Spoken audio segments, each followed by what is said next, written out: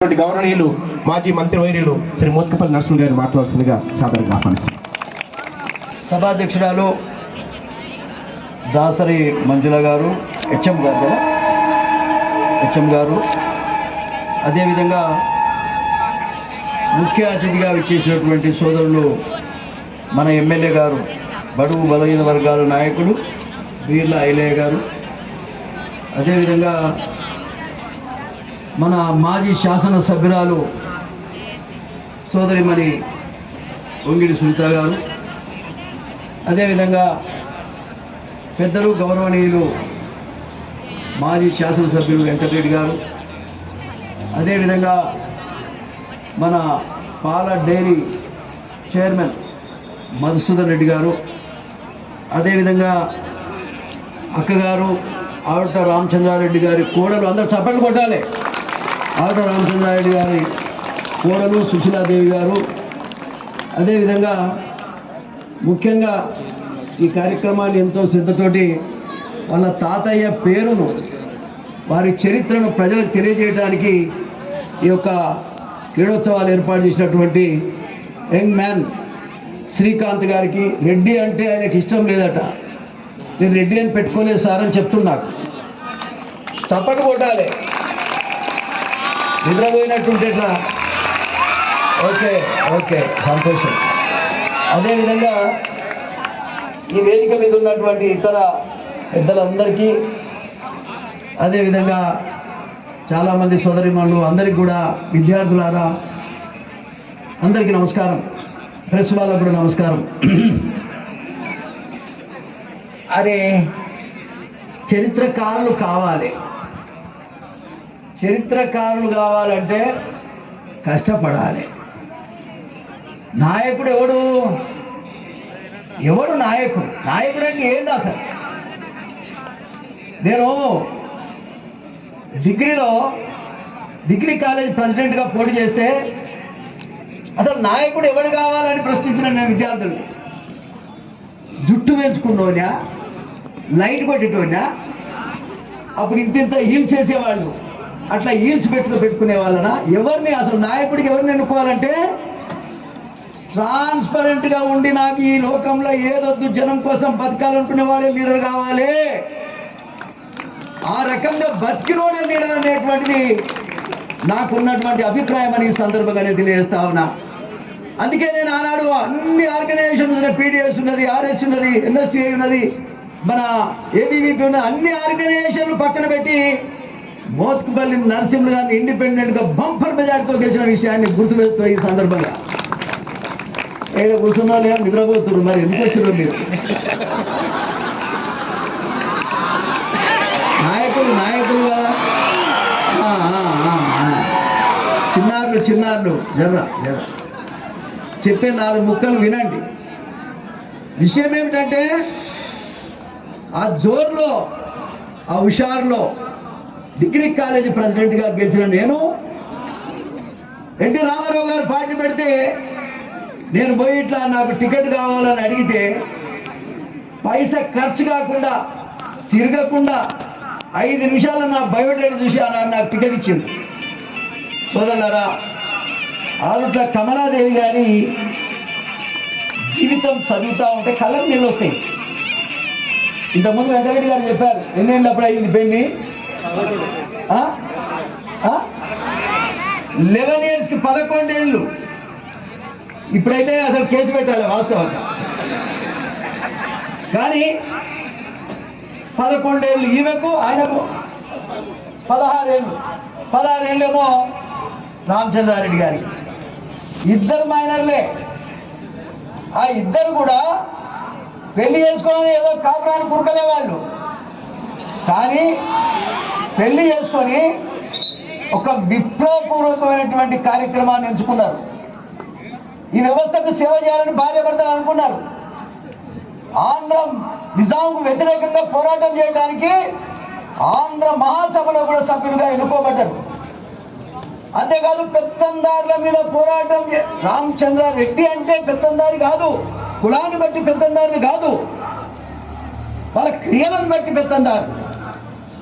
కాబట్టి ఆనాడు రామచంద్రారెడ్డి కమలాదేవి భార్య భర్తలు ఆంధ్ర మహాసభలో సభ్యులు. ఆ కాలంలో అంటే మాటలు కాదు, ఆ సభలో ఎన్నుకోబడి దేనికోసం? బొర్రలు వేయటానికి కాదు, బాగా తిని పడటానికి కాదు, కానీ నిజాంకు వ్యతిరేకంగా పోరాటం చేయడానికి ఆ కార్యక్రమాన్ని ఎంచుకున్న విషయాన్ని మీరు గమనించాలి. జీవితం అంతా పోరాటం చేసి నిజాంను ఎదిరించి మన ఆరుట్ల కమలాదేవి గారు కూడా ఆమె వీపున గన్నున్నటువంటి ఫోటో కూడా ఉంది, చూశాను నేను ఎక్కడో. ఏముందా? గన్నున్నటువంటి ఫోటో కూడా ఉంది ఆ రోజులలో. అంటే ఒక మహిళ ఎంత ధైర్యంగా ముందుకు సాగిందో అర్థం చేసుకోవాలి. అందుకే ఆమె పోరాట వీరురాలైంది. పోరాటం చేయడానికే కాదు, ఒక వీర వీర వీర నారిగా ముందుకు సాగింది. కాబట్టి ఇవాళ మనకు కావాల్సింది నాయకత్వం, మంచి నాయకత్వం ఉండాలి. ఈ రాష్ట్రంలో, ఈ దేశానికి మంచి నాయకులు కావాలి. వద్దు తాగిపించేటోడు కావాలి, తినిపించేటోడు కావాలి, బొర్రలు నింపేటోడు కావాలంటే చాలామంది ఇప్పుడు. కానీ నిజాయితీ కలిగినటువంటి నాయకత్వం దొరకడం కష్టమని కూడా ఈ సందర్భంగా నేను తెలియజేస్తా ఉన్నా. కాబట్టి ఆనాడు వాళ్ళు చేసినటువంటి త్యాగాల వల్ల మళ్ళాంటి బిడ్డలు, పేద కుటుంబం, నేనేమంటా అంటే ఏ మీటింగ్లోనైనా ఆరుట్ల రామచంద్రారెడ్డి కమలాదేవి పేరు లేకుండా నేను ఎన్నడూ మాట్లాడలే. తెలుగుదేశం పార్టీలో ఉన్న కాలంలో కూడా మాట్లాడలే. అంటే నీతిమంతులంటే ఇట్లా ఉండాలి, మనం కూడా దారిలో నడవాలనేది నా ఆలోచన కూడా ఈ సందర్భంగా నేను తెలియజేస్తా ఉన్నా. సోదరుల యొక్క విషయాన్ని గమనించండి. ఏదో పార్టీలు ఎన్నైనా రావచ్చు, ఎన్నైనా పోవచ్చు, కానీ ఆరుట్ల దంపతులు బతికినటువంటి ఆ కుటుంబానికి ఉండే పేరు ఎన్ని జన్మలెత్తినయ్యే నాయకునికి రాదని కూడా ఈ సందర్భంగా నేను తెలియజేస్తా. అది వాళ్ళు చేసినటువంటి త్యాగమని కూడా ఈ సందర్భంగా నేను తెలియజేస్తా ఉన్నా. అందుకే జీవితంలో మరి నేను ఒక దళితుడిగా అసలు ఆ క్రమంలో ముఖ్యంగా రావి నారాయణ రెడ్డి గారు ఆనాడు నెహ్రూ కంటే అధికంగా ఓట్లు వచ్చినాయి. వాళ్ళ భూములన్నీ పంచి వాళ్ళ నాయకులు అయ్యారు, వాళ్ళ జీవితం అంతా పంచి నాయకులు అయ్యారు, ప్రేమను పంచి నాయకులు అయ్యారు. కాబట్టి అటువంటి నాయకులంతా పోరాటం చేసింది ఎవరి కొరకంటే దళిత వర్గాల కోసం, బలహీన వర్గాల కోసం, దిక్కులేని వాళ్ళ కోసం, భూమి లేని వాళ్ళ కోసం, భూములున్నోని కొట్టైనా సరే పేదోడికి పంచడం కోసం వాళ్ళ నాయకులు అయ్యారు. అందుకే వాళ్ళు చరిత్రకారులు అయ్యారు. ప్రజల దోపిడీ చేసిన వాడు ఎప్పుడు నాయకుడు కాలేడు.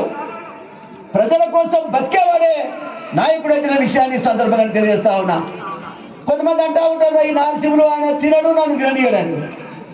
నిజమే, నేను వాస్తవంగా చందాలు లేకుండా 6 సార్లు ఎమ్మెల్యే కాగలిగినటువంటి చరిత్ర ఈ ఉమ్మడి రాష్ట్రంలో ఒక్క మోత్కుపల్లి నరసింహులు, అది కూడా ఆలేరు బిడ్డ అని కూడా ఈ సందర్భంగా తెలియజేస్తా ఉన్నా. జీవితంలో ప్రతిదీ మనకు కావాలంటే అప్రిషియేషన్ రాదు. అప్రిషియేషన్ రావాలంటే త్యాగం ఉండాలి. త్యాగం ఉంటే తప్ప అప్రిషియేషన్ రాదు. ఎవరు కూడా మళ్ళీ మెచ్చుకోరు. కాబట్టి జీవితంలో ఒక చరిత్రకారుడిగా రావాలంటే ఖచ్చితంగా త్యాగం ఉండాలని సందర్భంగా తెలియజేస్తా ఉన్నా. ఏది ఏమైనా ఆలేరు గడ్డ ఇది విప్లవాల గడ్డ, విరోచితమైన పోరాటం చేసే గడ్డ. ఇక్కడనే చాలా మంది మహనీయులు పుట్టారు, ఎంతో మంది కోసం త్యాగాలు చేశారు. అన్ని పార్టీలలో ఈ యొక్క ప్రాంతంలో ఒక విప్లవాత్మకమైన ఆలోచన కలిగినటువంటి నాయకులని ఈ సందర్భంగా నేను ఎవరిని తప్పు పట్టడం లేదు. కానీ నాయకుడు ఎట్లా ఉండాలి అనేటువంటిది మనం ఆలోచన చేసుకోవాల్సిన అవసరం ఉందని ఈ సందర్భంగా తెలియజేస్తా ఉన్నా. కాబట్టి ఏది ఏమైనా ఈ కార్యక్రమం, ఇంత చక్కటి కార్యక్రమం, సుశీలాదేవి గారు వాళ్ళ కొడుకు, మీ అన్న వచ్చిందా, వాళ్ళ కొడుకు శ్రీకాంత్ గారు ఈ కార్యక్రమాన్ని గత 20 సంవత్సరాలుగా ఇలా ఏర్పాటు చేస్తూ ఉన్నారు. ఈసారి నన్ను కూడా పిలిస్తే నువ్వేం నా దగ్గర రావాల్సిన అవసరం లేదు తమ్ముడు, నేనే వస్తానని చెప్పాను. కాబట్టి ఈ కార్యక్రమానికి రావటమే కాదు, మనం అందరం కూడా కుటుంబాన్ని ఆశీర్వదించవలసిన అవసరం ఉంది. వాళ్ళు కూడా ప్రజాక్షేత్రంలో ముందుకు రావాలని కూడా ఈ సందర్భంగా నేను కోరుతా ఉన్నా. ఏది ఏమైనా మీరు అందరూ గమనించాలి, జీవితంలో రకరకాల మార్పులు వస్తాయి, కానీ ఆ మార్పులో మనం ఏమై ఉన్నామో దాన్ని నిలబెట్టుకోగలిగాడే మునగాడు. ఆ విధంగా లేనప్పుడు ఎవడేం చేయలేని పోయే సందర్భంగా నేను చూడండి, మీరే చూడండి ఎంతమంది మారినాం. మన సునీతక్క గారు, అదేవిధంగా ఇంకెవరు మాజీ వెంకటరెడ్డి గారు, ఇప్పుడు నేను, ఇప్పుడు ఐలయ్య గారు వచ్చారు. ఎంతమంది మారినాం. ఓటు విలువ ఎంత గొప్పదో మీరు అంబేద్కర్ ఇచ్చినటువంటి అవకాశం. ఎవరిని మార్చాలంటే మార్చగలిగే శక్తి ఒక ఓటుకే ఉన్నది. కాబట్టి ఆ ఓటును సక్రమంగా ఉపయోగించుకునే కాలం ముందు రావాలని కూడా ఈ సందర్భంగా నేను కోరుతా ఉన్నా. ఎవరందరూ అంతేనా? కాబట్టి ఇవాళ ఉన్న పరిస్థితులలో మన ఆలయంలో నేను ఎమ్మెల్యే గెలవగానే మన ఫస్ట్ మన యువ నాయకుడు నాగయ్య, పూల నాగయ్య, సపోర్ట్ కొట్రి.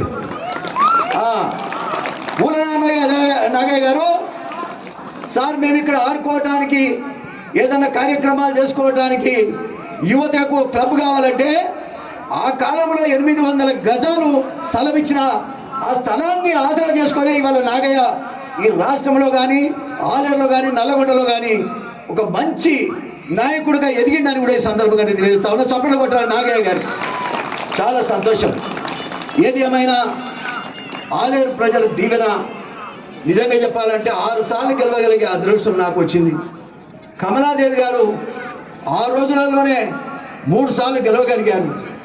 ఈ గెలవడం అనేటువంటిది ముఖ్యం కాదు, కానీ మన గురించి ఏమనుకుంటున్నారు అనేది ముఖ్యం. అసలు ప్రజలు మన గురించి ఏమనుకుంటున్నారు. అందులో కనుక గెలిస్తే ఇక మనం అన్నీ గెలిచినట్టే. కాబట్టి ఆ రకమైనటువంటి ఆలోచన కలిగిన నాయకులు ముందుకు సాగాలని కూడా ఈ సందర్భంగా తెలియజేస్తూ, సోదరుడు ఐలయ్య గారు ఒక బీసీ, ఒక బలహీన వర్గం, ఒక పేద వర్గం, వాళ్ళు చిన్నప్పటి నుంచి కూడా నేను చూసిన వ్యక్తులు, వాళ్ళు అన్నదమ్ములు, వాళ్ళ కుటుంబం, ఆ కుటుంబం నుంచి కూడా ఒక ఎమ్మెల్యేగా ఎదగగలిగినటువంటి అవకాశం అదృష్టమైనకు వచ్చింది. దీన్ని సద్వినియోగం చేసుకోవాలని మాత్రమే ఈ సందర్భంగా తెలియజేస్తా ఉన్నా. అందరినీ ప్రేమించగలిగిన గుణం ఉండాలి. నేను ఒక కాలంలో నాకు టికెట్ రానియలే, కొంతమంది రానియకపోతే నేను ఇండిపెండెంట్గా పోటీ చేస్తే పైసా ఖర్చు కాకుండా నన్ను ఇండిపెండెంట్గా గెలిపించిన ఆలేరు ప్రజలందరికీ ధన్యవాదాలు. ఇవాళ మనకు కావాల్సింది ఒక గౌరవం, మన వ్యక్తిత్వాన్ని నిలుపుకునేటువంటి అదృష్టం. అది అందరికీ రాదు. ఆ వచ్చిన దాన్ని నిలబెట్టుకోవాల్సినటువంటి అవసరం ఉందని కూడా ఈ సందర్భంగా నేను తెలియజేస్తూ, ఈ వేదిక మీద ఉన్న పెద్దలందరికీ నేను మరొకసారి ధన్యవాదాలు తెలియదు. పార్టీలకు అతీతంగా నవ్వుకుంటూ తుల్లుకుంటూనే ఉండాలి. ఎన్నికలు వచ్చినప్పుడు 10 రోజులు మాత్రమే ఎవరి ప్రచారం వాళ్ళు చేసుకోవాలి, కలిసి పని చేసుకోవాలి. ఒక ఆయన ఇటు పెడతాడు, చేసేపు ఇటు పెడతారు. రాజకీయాలలో నాకు అట్లా లేదు.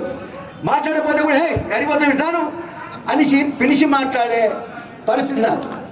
ఎన్నడైనా సరే ఈ ప్రాంతంలో ఉన్న అన్ని పార్టీలతోని మంచి సంబంధం ఉన్నటువంటి ఏకైక నాయకుడిగా మిగిలిపోయిన మాత్రం నా అదృష్టం. ఎవరు కూడా నేను పలానా పార్టీలు వద్దని నేను ఎన్నడూ చెప్పలేదు. నా ఇంటికి వస్తే కూడా అది ఆ పార్టీ కాబట్టి రావద్దని నేను అనలే. వచ్చిన ప్రతి వానికి పనిచేసి పెట్టిన ఘనత కూడా ఒక్క మోత్కుపల్లి నరసింహ గారి దాని సందర్భంగా తెలియజేస్తా ఉన్నా.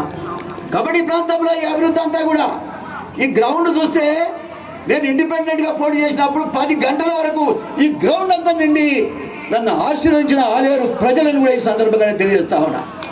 ఏది ఏమైనా ఏది కావాలి, కాలేజీలను నేనే పెట్టాను, అక్కడ గురుకుల పాఠశాలను నేనే ఏర్పాటు చేశాను, ఈ సబ్ స్టేషన్లు నేనే పెట్టాను. మీ ఊళ్ళలో ఉండే కరెంట్ అంతా కూడా మోత్కుపల్లి నరసింహ గారు ఇచ్చారు. అడగండి మీ అమ్మ నాయన, మీ తాతల్ని. అదే రకంగా ఏది కావాలన్నా చేసి పెట్టినటువంటి అవకాశం ప్రజలు నాకు ఇచ్చారని కూడా ఈ సందర్భంగా తెలియజేస్తా ఉన్నా. ఎన్టీ రామారావు దయ వల్ల నేను చాలా స్థాయికి ఎదిగా ఆ రకంగానే పనిచేసినటువంటి విషయాన్ని కూడా మీరంతా గమనించాలని సందర్భంగా తెలియజేస్తూ, ముఖ్యంగా ఈ యొక్క కార్యక్రమాన్ని విజయవంతంగా నిర్వహించినటువంటి పెద్దలందరికీ కూడా ధన్యవాదాలని ఈ సందర్భంగా నేను తెలియజేస్తూ, మొదట నా తర్వాత బహుశా సుశీలమ్మ మాట్లాడారు, తర్వాత ఎమ్మెల్యే గారు మాట్లాడతారు. 2 ముక్కలు 2 ముక్కలు